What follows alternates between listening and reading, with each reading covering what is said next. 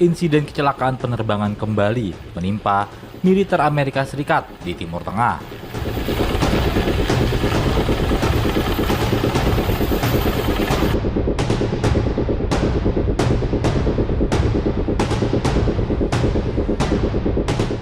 Kali ini sebuah helikopter Angkatan Laut Amerika Serikat melakukan pendaratan darurat di Laut Arab, sebagaimana dilansir The Washington Post.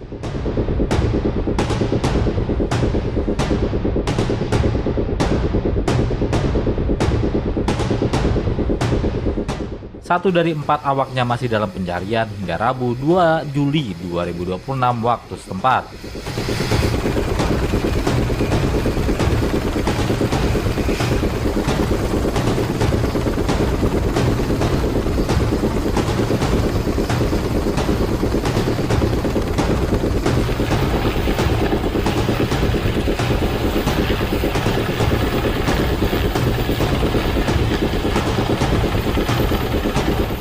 Pejabat Angkatan Laut Amerika Serikat di kawasan tersebut menyatakan 3 dari 4 awak pesawat berhasil dievakuasi dan kini dalam kondisi stabil.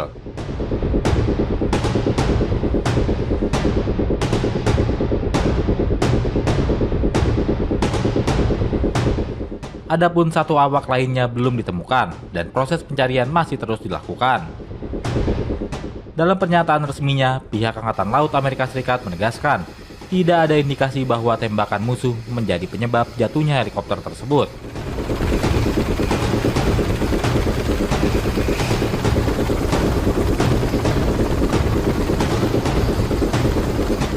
Namun mereka enggan mengungkapkan misi apa yang tengah dijalankan awak helikopter saat insiden terjadi.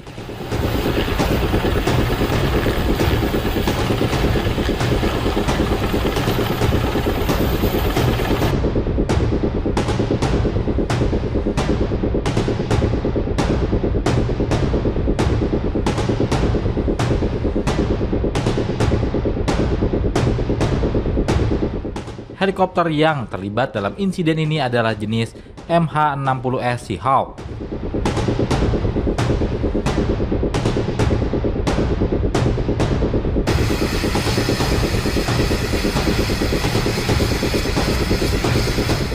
Helikopter tersebut biasa digunakan untuk berbagai misi, termasuk operasi anti kapal serta pengangkutan kargo dan personel.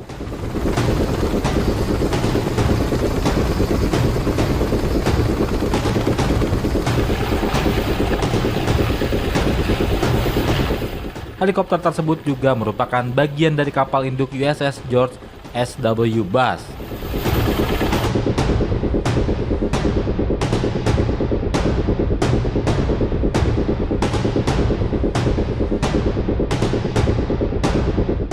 Insiden ini menambah daftar panjang kecelakaan pesawat yang dialami militer Amerika Serikat sejak perang melawan Iran pecah pada akhir Februari lalu.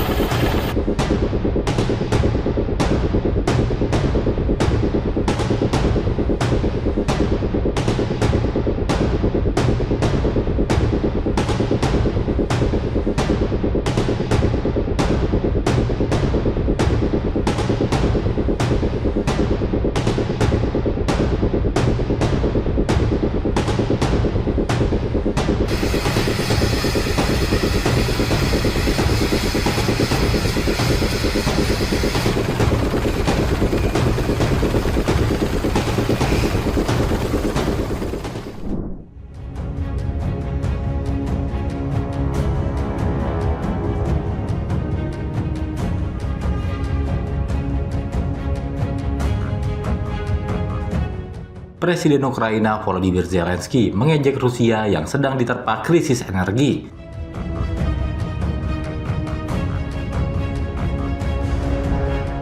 Zelensky menyoroti gambar-gambar antrean panjang di sejumlah stasiun pengisian bahan bakar umum atau SPBU di berbagai wilayah Rusia.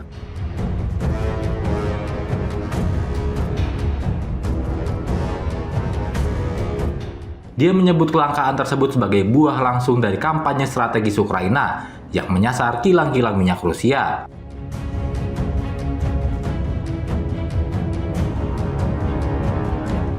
Dia menambahkan bahwa krisis bahan bakar itu membuktikan kemampuan Kiev menyasar mesin perang Moskwa secara efektif.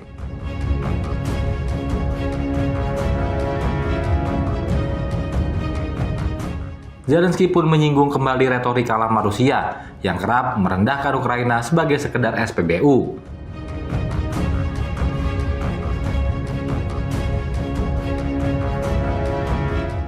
Sebelumnya, Presiden Rusia Vladimir Putin mengakui bahwa serangan Ukraina terhadap infrastruktur vital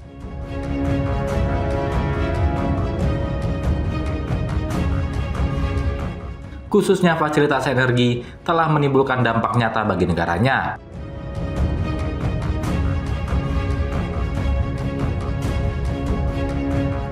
Pengakuan itu disampaikan Putin pada Minggu 28 Juni 2026, sebagaimana dilansir Yeni Savak.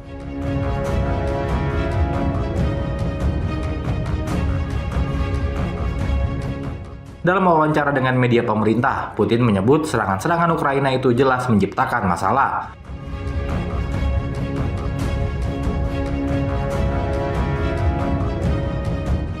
Dia pun mengakui adanya kelangkaan bahan bakar di dalam energi, meski menurutnya kondisi tersebut belum sampai pada taraf krisis.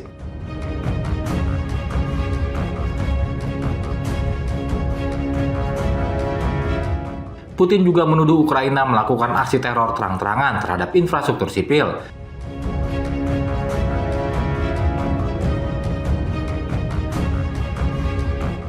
Dia turut mengklaim bahwa pasukan Ukraina tengah mundur di sepanjang garis depan.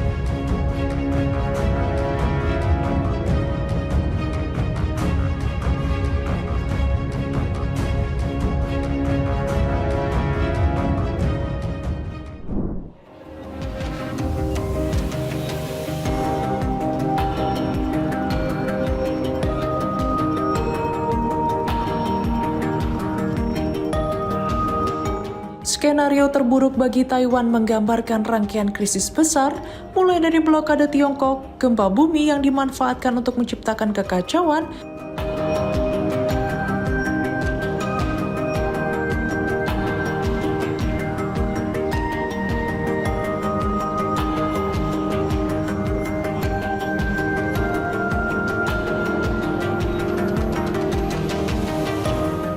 sabotase infrastruktur, pembajakan siaran televisi, penarikan dana besar-besaran dari bank, hingga kerusuhan sipil dan kemungkinan invasi militer.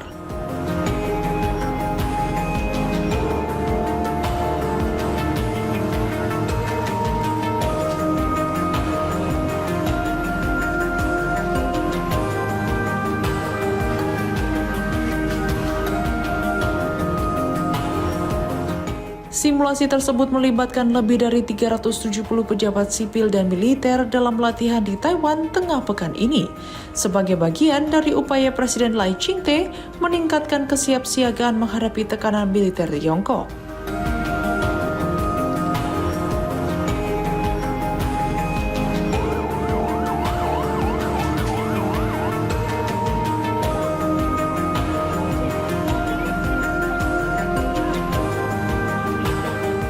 Reuters mendapat akses terbatas untuk meliput latihan di Kabupaten Nantou yang menguji kemampuan pemerintah daerah menjaga fungsi wilayah pegunungan dalam situasi serangan.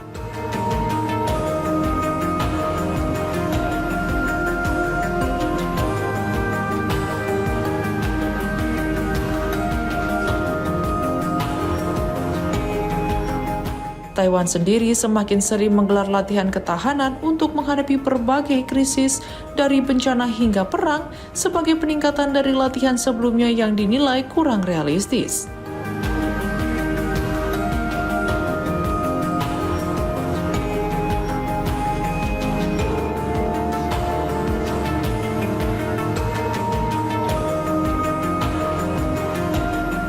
Pejabat pengawas latihan Chi Liancheng menekankan pentingnya kesadaran krisis dan kesiapan masyarakat, meski mengakui masih ada keterbatasan sumber daya.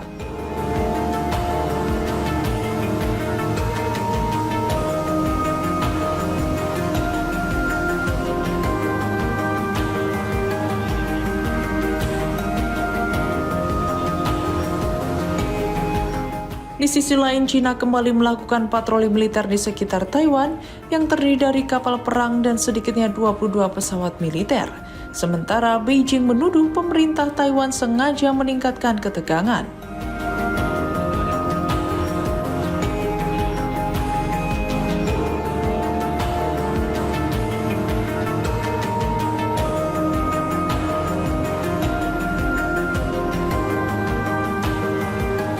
Latihan mencakup simulasi serangan drone, gangguan infrastruktur, serta gempa berkekuatan 6,8 yang menewaskan korban dan memicu krisis kemanusiaan serta gangguan keamanan.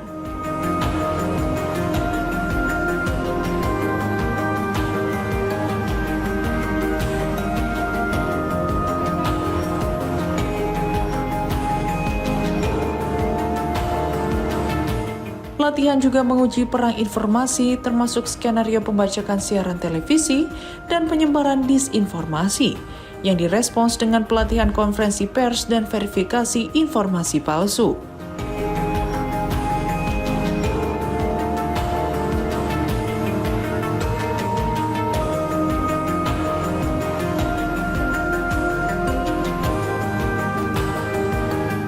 Seorang peserta latihan menyebutkan bahwa ancaman utama ke depan kemungkinan besar adalah penggunaan teknologi seperti AI untuk menyebarkan disinformasi secara luas.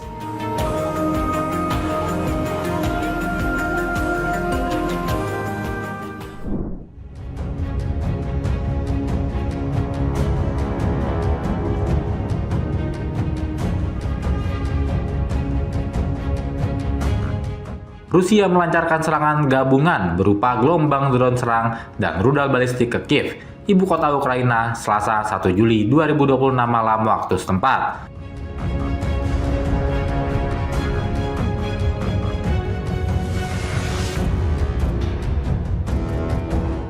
Serangan itu memicu kebakaran di salah satu distrik pusat kota dan memaksa warga bergegas masuk ke tempat pelindungan serangan udara.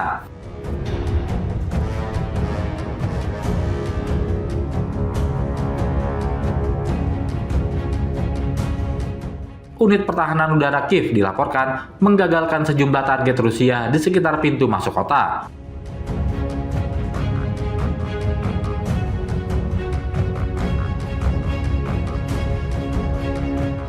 Pejabat setempat memperingatkan bahwa serangan tersebut berpotensi berlangsung dalam beberapa gelombang.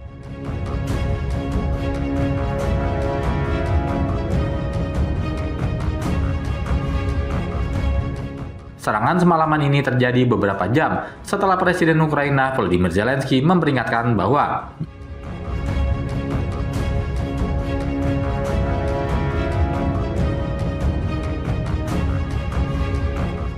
intelijen Ukraina telah mendeteksi persiapan Rusia untuk melancarkan serangan besar-besaran.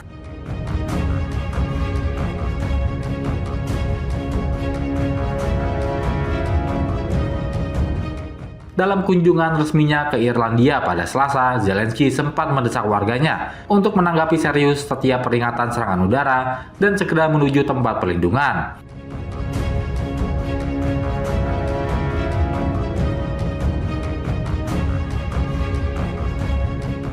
Dia juga memperingatkan bahwa ancaman tersebut bisa terwujud pada malam itu juga, sebagaimana dilansir Kyiv Post.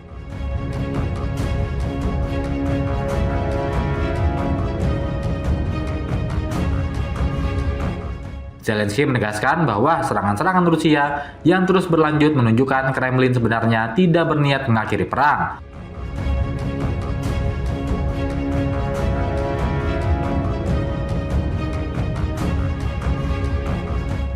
Meski Kyiv telah berulang kali membuka jalur diplomasi,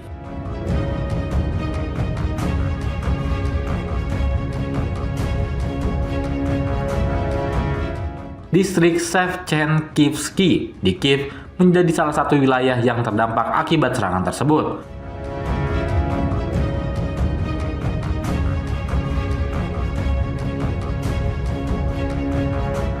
Wali kota Kyiv, Vitaly Klitschko, mengatakan atap sebuah bangunan non-hunian 3 lantai di distrik itu terbakar akibat serangan, dan tim penyelamat langsung bekerja di lokasi kejadian.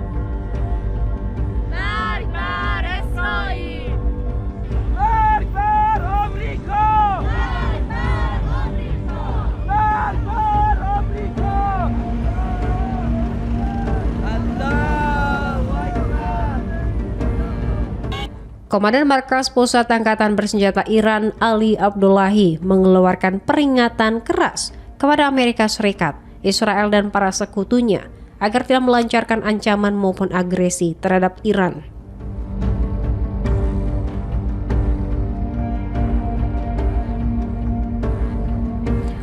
Peringatan tersebut disampaikan menjelang dimulai rangkaian penghormatan terakhir dan pemakaman pemimpin tertinggi Iran Ali Khamenei.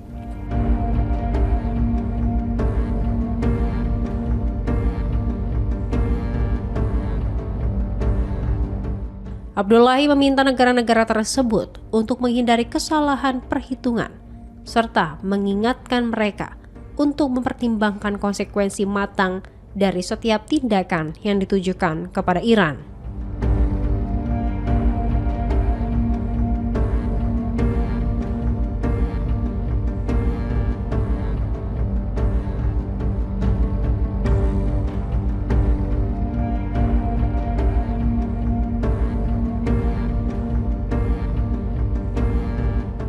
Ia menegaskan bahwa Angkatan Bersenjata Iran berada dalam kesiapan penuh untuk memberikan respon keras terhadap setiap bentuk ancaman atau agresi yang mengusik kedaulatan negaranya.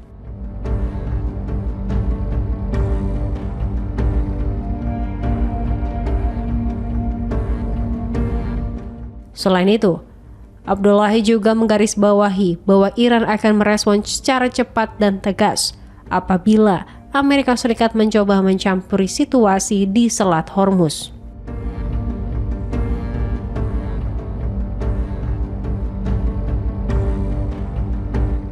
Menurut penilaiannya, keberadaan pesawat militer serta pesawat nirawak milik Amerika Serikat di wilayah udara Selat Hormuz justru memperburuk ketegangan dan membahayakan keamanan kawasan secara keseluruhan.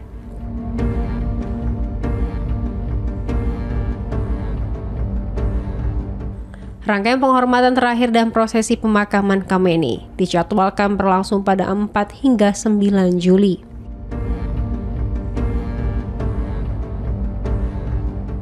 Prosesi di Teheran akan digelar pada 4 sampai 6 Juli, kemudian dilanjutkan dengan upacara di Qom pada 7 Juli, serta di Najaf dan Karbala, Irak pada 8 Juli.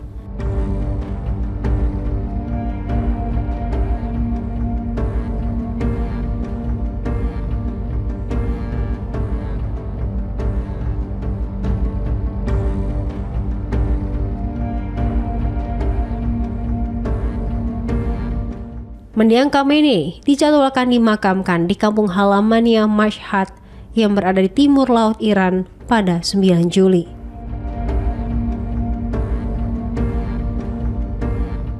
Sementara itu, upacara kenegaraan resmi yang dihadiri oleh para kepala negara, pejabat tinggi, dan delegasi asing dilangsungkan di Teheran.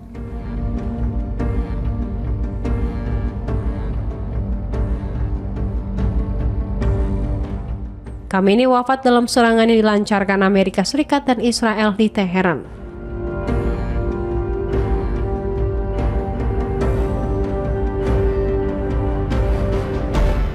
Pasca insiden tersebut, sang putra, Mojtaba Khamenei, telah dipilih sebagai pemimpin tertinggi Iran yang baru.